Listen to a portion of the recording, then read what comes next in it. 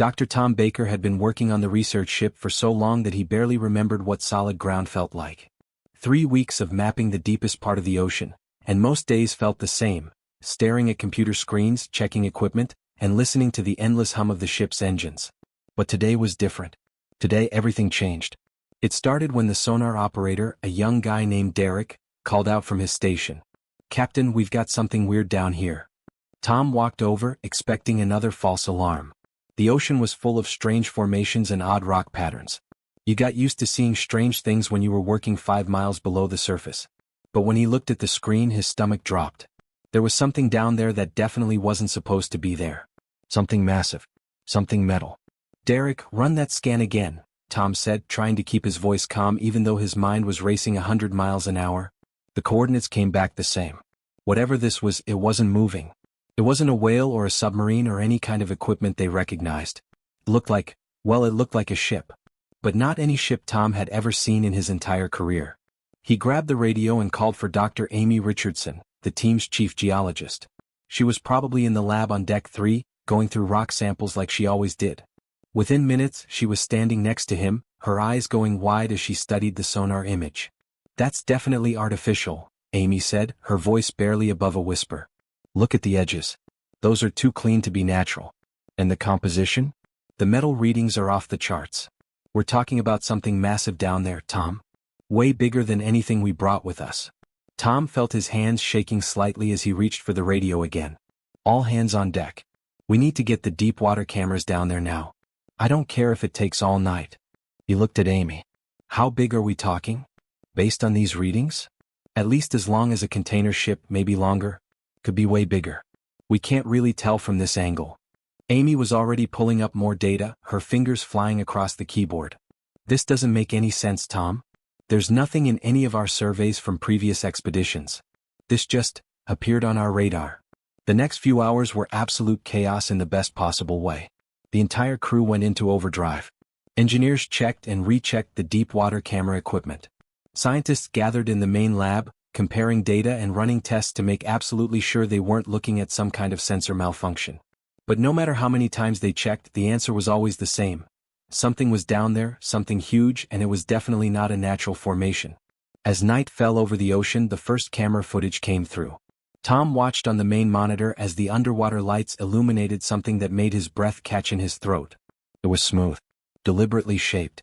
The surface had patterns on it, markings that looked almost like symbols, though he couldn't read them.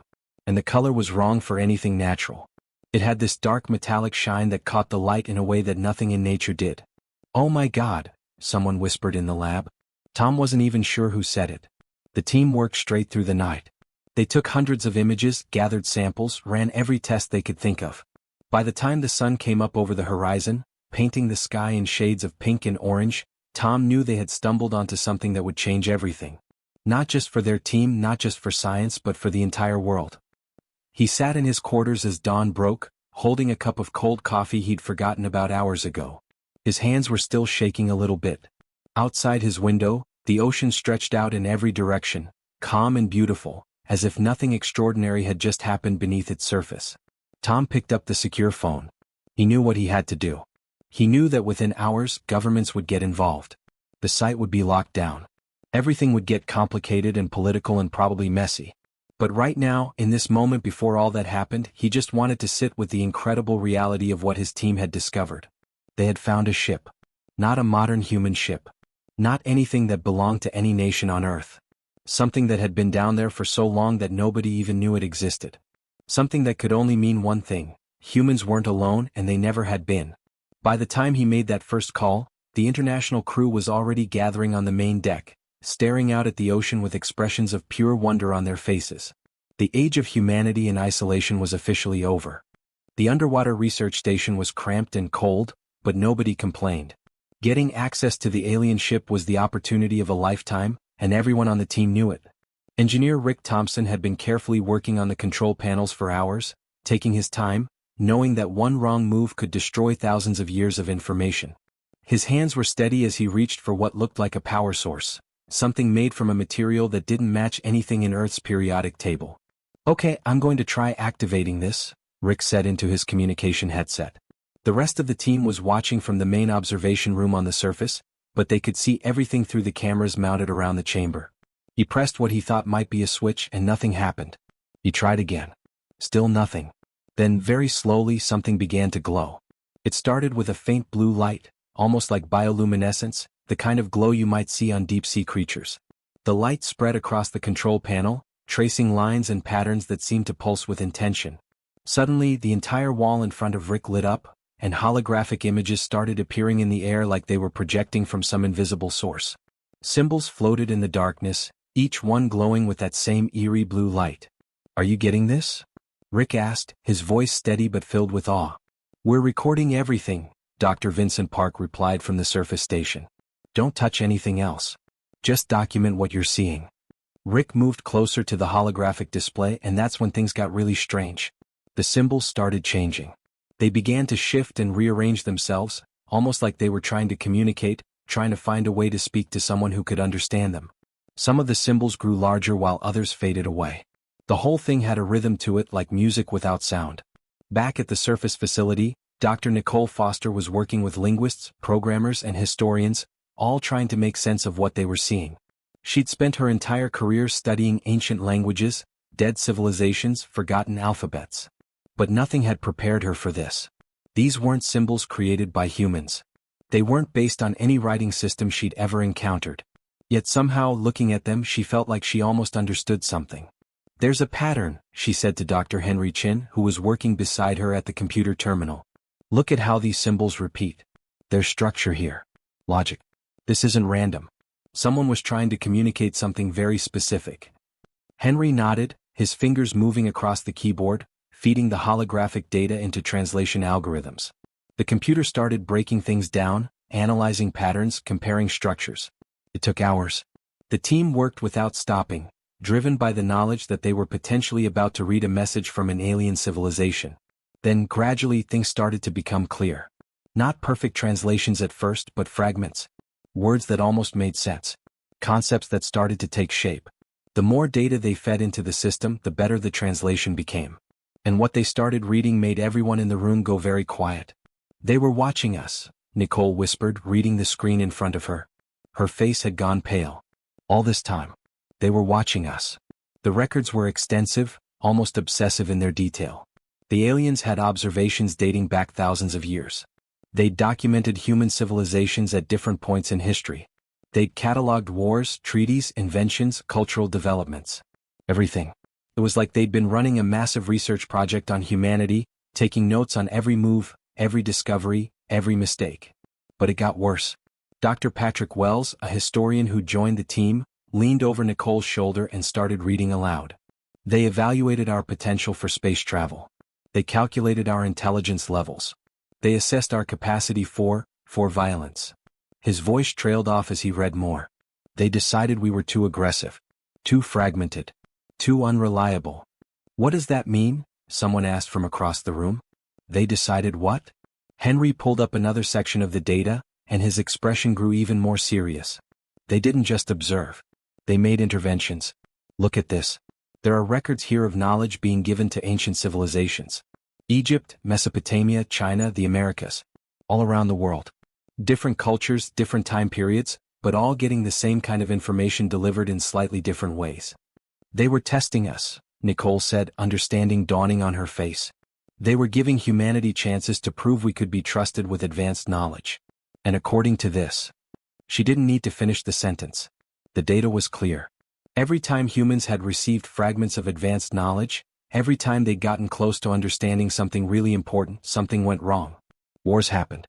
Civilizations fell. Progress got reversed. Humans killed each other instead of using what they'd learned to build something better. The aliens had reached a conclusion. Humanity was a species that couldn't be trusted. Not yet anyway. Maybe not ever. The room fell silent as the weight of it all settled on everyone present. They weren't just reading ancient records.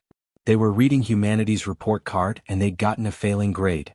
The United Nations Security Council chamber was packed.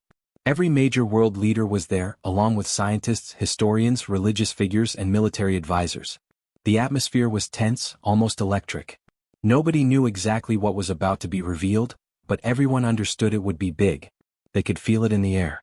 Ambassador Keith Morrison from the United States stood up first. He was a tall man with gray hair, and he moved to the center of the room with the weight of the world on his shoulders.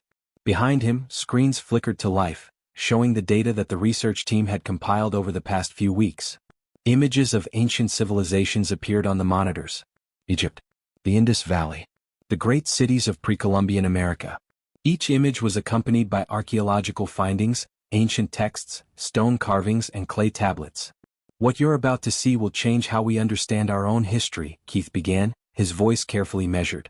"The aliens didn't just observe humanity from a distance. They actively made contact with our ancestors."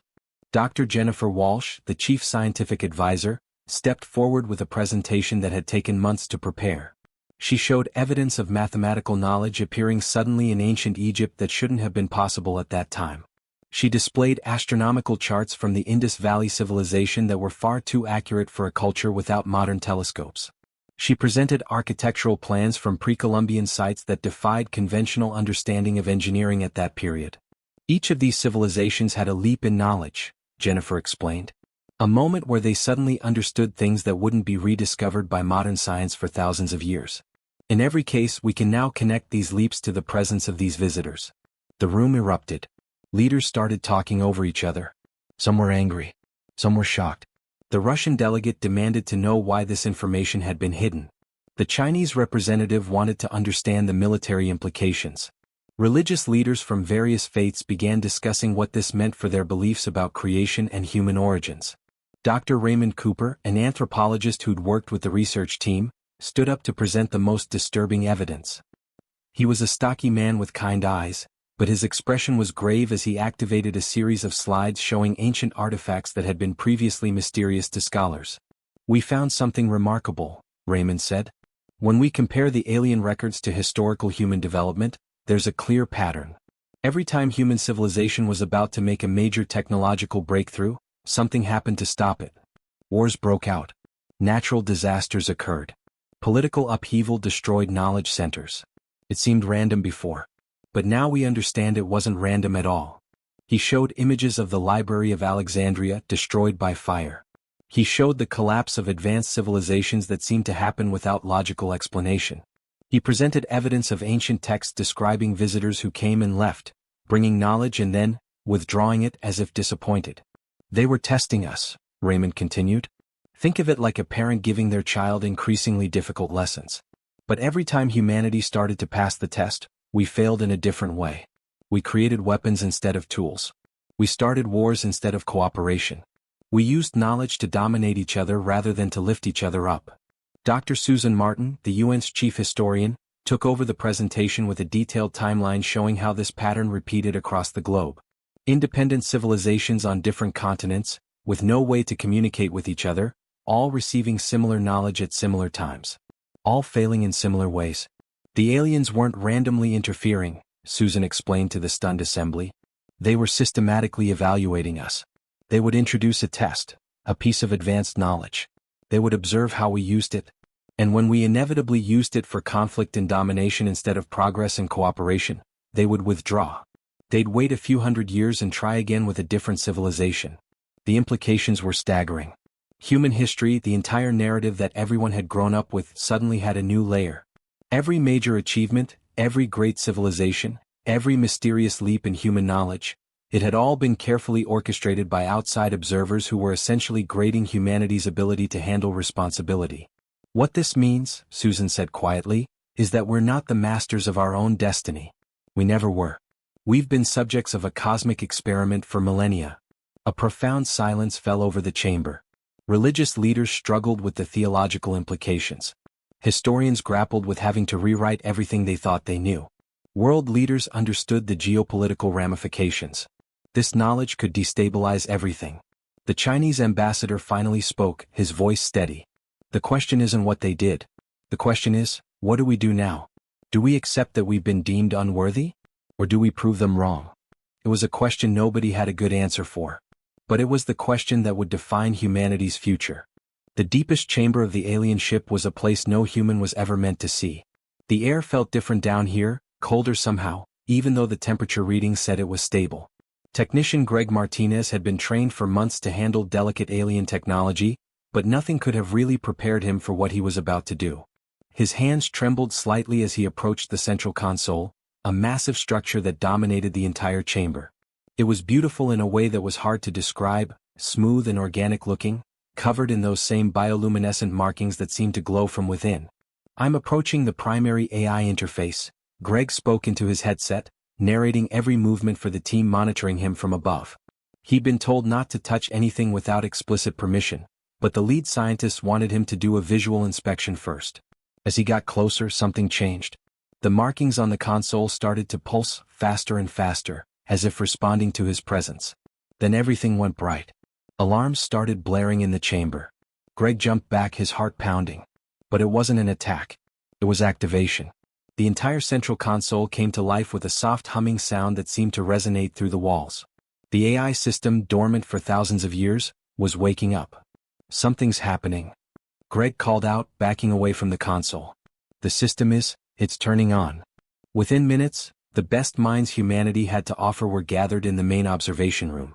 Dr. Owen Patterson, a leading AI researcher, was there. Dr. Laura Mitchell, a linguist who'd been working on translating the alien data. And Professor Frank Davidson, a philosopher and cultural analyst who'd been brought in to help interpret what they were finding. Everyone was holding their breath. Then a voice came through the speakers. It wasn't a human voice. It was something deeper, more resonant, almost musical in its strangeness. But somehow, after weeks of computational translation, the words appeared on screens in front of them in clear English. "This is the final log of the observation vessel Meridian 7. We are transmitting our accumulated knowledge regarding civilization Earth 001. The voice was calm, measured, almost clinical. But as it continued, reading through records of human history, observations of human behavior, analyses of human potential, something unexpected started to happen. The tone began to shift. The AI described wars and violence with what sounded like disappointment. It cataloged human cruelty with what might have been resignation. But then it started talking about something else. It started describing acts of human kindness. Moments where people had sacrificed everything for strangers. Times when humans had come together against impossible odds and refused to give up. "We observed a species that is, by all objective measures, fundamentally flawed," the voice continued. "They are violent. They are tribal. They struggle with basic cooperation. They destroy their own environment. By every rational calculation, they should not have survived their first industrial age. They should have destroyed themselves with their own weapons decades ago." The room was completely silent. And yet, the voice went on, and now there was something in its tone that sounded almost like respect. "They did not. When faced with extinction, they chose survival. When given the choice between conflict and cooperation, some chose cooperation. When defeated, they got back up. When told they couldn't do something, they did it anyway. We have observed this pattern for thousands of years. It is illogical. It is inefficient. It is also remarkable." Dr. Laura Mitchell had tears running down her face. She was hearing something that nobody had expected. The aliens weren't just observing. They were impressed. Not in a condescending way, but genuinely impressed by something fundamental about the human spirit. The message continued, describing in detail specific moments in human history. A soldier helping an enemy soldier. A mother protecting a child who wasn't her own. Scientists sharing discoveries freely to help other scientists. Artists creating beauty in the middle of suffering. Ordinary people doing extraordinary things. Most advanced civilizations in the galaxy have either destroyed themselves or become sterile and static, the voice explained. They have optimized themselves into irrelevance. They survive, but they do not truly live. This species, however, possesses something we have not seen often. Something almost extinct among the older races. They possess hope. Professor Davidson stood up, his hand over his mouth, unable to contain his emotion. They possess the stubborn, illogical, almost delusional belief that tomorrow can be better than today. They believe in possibility when possibility seems impossible. They create meaning in a meaningless universe. They love. They dream. They refuse to accept that anything is permanent, including their own failures. The message took a darker turn then. The voice warned of dangers in deep space. It described other civilizations that weren't as benevolent as the observers had been. It warned that humanity needed to be careful, that the galaxy wasn't a safe place, that there were things out there that would see human hope and human belief in possibility as weakness. But we have come to understand something in our final years, the voice concluded, and now it sounded almost warm. Perhaps hope isn't weakness. Perhaps it's the most powerful force in existence. Perhaps humanity doesn't need our judgment or our testing. Perhaps humanity simply needs to understand one thing. You are already worthy. You have always been worthy. You just needed to know that someone was watching and understood. The transmission ended. The chamber fell silent. For the first time since discovering they'd been studied like lab rats, humanity heard something they desperately needed: validation. Not from their own kind, but from an advanced civilization that had observed them for millennia. The aliens had found them worthy not despite their flaws, but because of their refusal to accept those flaws as destiny. The morning of the announcement was cold and clear. News cameras from every country in the world were set up outside the United Nations headquarters. Reporters stood in the snow, waiting for something they'd been told would change everything. Inside, in a massive auditorium filled with world leaders, scientists, and media representatives, Dr. Anthony Foster stood at a podium looking out at the crowd. 6 months had passed since the alien message was decoded. 6 months since humanity learned that they'd been watched, tested, and ultimately found worthy by a civilization far beyond their understanding. Today marks the beginning of a new chapter for humanity, Anthony began, his voice steady and clear. For the first time in our history, we are united not by fear, not by shared enemies, but by a shared purpose. The Global Unity Initiative had started as an idea born out of desperation. After learning that they'd failed alien tests repeatedly throughout history, world leaders had made a decision. Instead of hiding the truth or fighting over it, they would use it. They would prove that humanity could change. They would show that humans could work together, could put aside differences, could think beyond national borders and ancient grudges. The transformation had been remarkable. Russia and the United States, enemies for over a century, were now jointly managing research facilities. China and India, who'd been rivals for resources, were pooling their brightest engineers. The European nations, African nations, South American nations, every part of the world was contributing. It wasn't perfect. There were still disagreements and conflicts. But there was something new, a genuine belief that working together was possible and necessary. In the past 6 months, we've made more technological advances than in the previous 50 years, Anthony continued. The screens behind him lit up with images of new innovations. Clean energy systems reverse-engineered from alien technology. Medical devices that could heal injuries previously thought permanent. Communication systems that could work anywhere on Earth. All of it possible because instead of hoarding knowledge, nations were sharing it freely.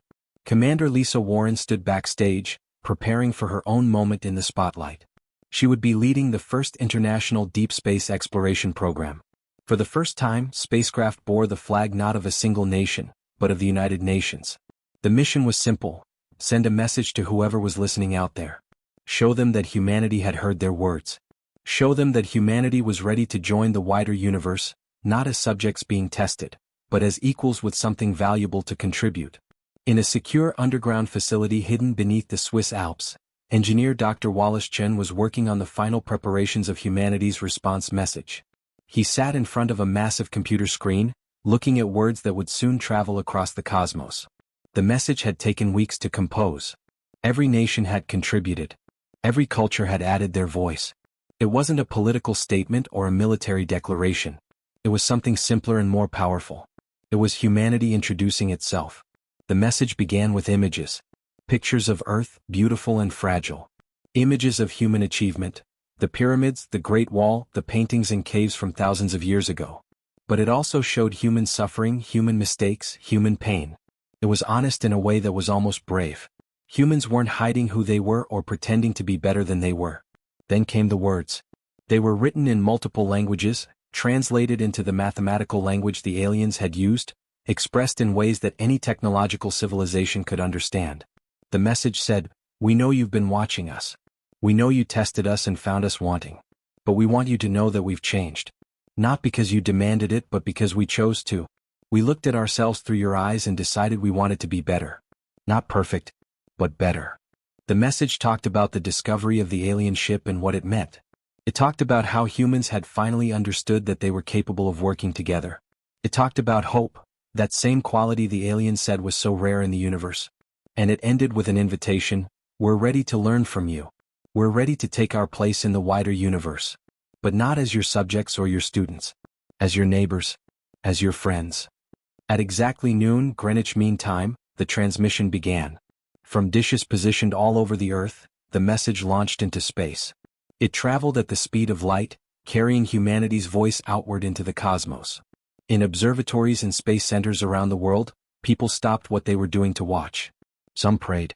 Some cried.